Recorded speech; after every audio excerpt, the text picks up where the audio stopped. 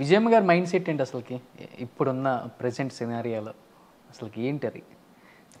అటువైపు కొడుకు, ఇటువైపు కూతురు, ఇంకోవైపు వివేకానంద రెడ్డి గారి హత్య కేసు. ఎవరికి చెప్పాలి? కూతురుకి చెప్పాలా, కొడుకు చెప్పాలా, ఇటు పక్కన ఇంకొక తోడుకోళ్ళకి చెప్పాలా సమాధానం? చాలా సఫర్ అవుతుందండి. గజం కేవలం 4,500 రూపాయలతో 165 గజాల భూమి కేవలం 8 లక్షలు మాత్రమే. చాలా సఫర్ అవుతుంది. అయితే కొడుకు చేసేది కరెక్టే అనిపిస్తుంది ఆమెకు, కూతురుకు చేసేది కరెక్టే అనిపిస్తుంది.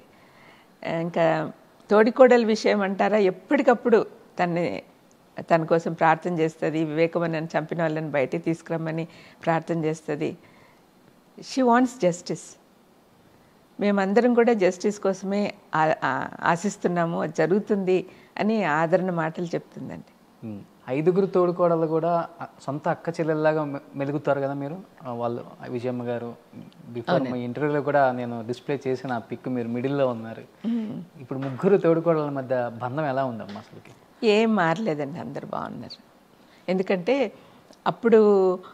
అప్పటికంటే ఇప్పుడు ఇంకా బాండింగ్ ఎక్కువైంది చెప్పాలంటే. విజయోదిన మధ్యలో బాండ్ అనుకోవచ్చు. మా పెద్దదిన చాలా మంచిగా అందరినీ సమకూరుస్తుంది. భారతి గారు విజయోదిన అందరినీ కలుపుతుంది. So the bond is same. Vivek గారు వైఫ్ కూడా బాగానే ఉంటున్నారు. అవునండి. విమర్శలు వస్తున్నప్పుడు కూడా నేనైతే రోజు మాట్లాడతాను సౌభాగ్యతో. అన్న చనిపోయినప్పటి నుంచి అట్లా అలవాటైంది. హౌ ఆర్ యూ అని. తనకు కొంచెం ఆరోగ్యం కూడా బాగుండదు, అందుకని రోజు పలకరిస్తాను. బట్ మీరు పర్సనల్గా ఎప్పుడన్నా అడిగారమ్మా, ఎందుకు లేనిపోయిన ఆరోపణలు ఇట్లా వస్తున్నాయి, మనం కూడా కొంచెం దాన్ని అడిగానండి. ఇది చేస్తున్నాం, ఎంతవరకు కరెక్ట్ అది మన ఫ్యామిలీకి? నేను పాపతో కూడా మాట్లాడినాను, సునీత గారితో.